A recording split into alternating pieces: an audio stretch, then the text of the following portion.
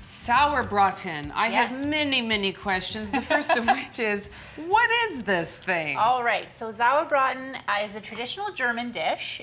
Translated, it means sour roast meat. So is it actually sour? And I'm going to try and hopefully try some in a bit, but is it actually sour? Yes. Okay. Yes. All right. So traditionally, the recipe uses some unusual ingredients like juniper berries or ginger cookies, but I have adapted the recipe so everything that we use today is found in our pantries. All right. Yeah. Thank you. We appreciate that. Although I guess if you wanted to try it with juniper berries, go nuts. Go for it. Yeah. So now, well, the very first thing that we want to do, I guess, is first of all, it's a 2-day process to even get to this point where we're right here tonight. Yes. And so it actually is it what 2 days? It's a bit of a process to get to where we are. But it's a showstopper at the end.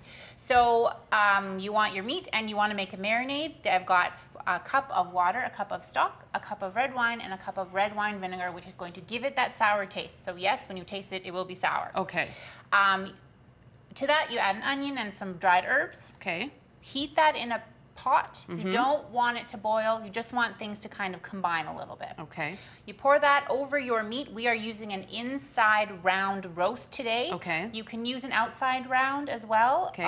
Or even a chuck. Okay. But I really prefer the inside round. It comes apart very nicely and it cooks up really, really well. Which is what we want. Do we want to get this going at this point? Are we sure, ready yet? So because that's step 1, but now we get step 2. Yes, step 2 comes the searing. It's so important to get the searing done right. How about I carry? Do you want me to take the plate over and then you? Oh no, she got it. She's got it. You want that pot or pan, whatever you're using, to be super hot with some oil, like that. Just like that, baby. Yeah. All right. Yeah. Okay. So smoking like that even a little bit? Is that okay? That's okay. All right. You might even turn that down a little bit. Maybe a wee bit. Okay. So we're gonna get the sear. It's gonna happen, and probably not gonna even take very long. It'll take a couple of minutes to get that sear. You want to make sure you get some really nice color on there. That's gonna start building the flavor for the actual dish. Okay, and do you sear it on all sides, kind of thing? Sear it on all sides. Flip it around. Hold it on different angles. It's gonna look a little funny when you're cooking it. Oh my God. But okay, so listen, this is personal to you because you spent some time, you lived in Germany. I did. Okay. Many years ago, I moved to Germany and I lived there for a year. I worked there in this little conference center and they would cook meals all the time and we were responsible to help cook those meals and then clean up afterwards. But this one was something that was made very often, and I got to help cook it as well. And so obviously that was the first time that you tried it, was when you were in Germany. Yes. And did you loved it right from the start? It is, let's say, an acquired taste. Okay, well, I'm really looking forward to trying it because I've never tried it before, but now you say you love it. It's very good, and it's not only from my time in Germany, but it's also similar to food that my omas would cook. So that is also very personal to me as well, and it's like, for me, cooking is from the heart and from the soul, so both of those things combined really bring this to life. So your grandmothers actually used to make this as well? Yeah. Oh, wow. Yeah. That's cool. Well, thank you for sharing it with us tonight. So do you think, are we ready to flip? Let's have a look-see. See if we got some nice color. Oh, I would say. There we go. Is that what you were after? That's perfect. All right, and so now, to this, we've got our carrots and our onions here as well. These are from Peak of the Market. So are we putting that in right away, or are we just going to wait a minute? Or because we have to wait for the whole thing to kind of to brown up a little bit. So because you want to make sure all the sides are browned and everything like that, after all of that is done, typically you would take the roast out, you'd add your veggies, you'd saute them, make sure the edges are starting to get a little bit of golden brown. Okay.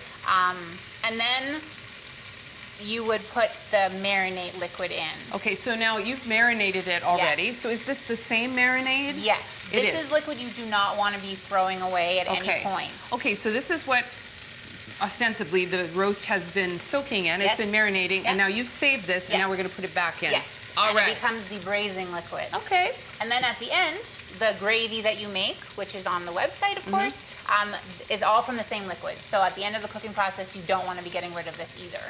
Okay, just never get rid of the liquid is the bottom line here. No. Okay, and then how long does this kind of braise? So this braises for anywhere between 3 to 5 hours. It sounds like a long time, but of course it depends on the size of your roast too. We've got a pretty giant monster roast in there. That's a big one. So that's probably going to take closer to the 5 hours. But I would say around the 3-hour mark, you want to start looking at it, making sure things are still going in there. Okay. A great way to test that it's done is to take 2 forks and just kind of pry it apart. Okay. See, and if it's coming apart really easily, then you know you're almost there. All right. Because that's what it looks like when it comes out of the Okay. pan and at the end of the day. And you would serve this with?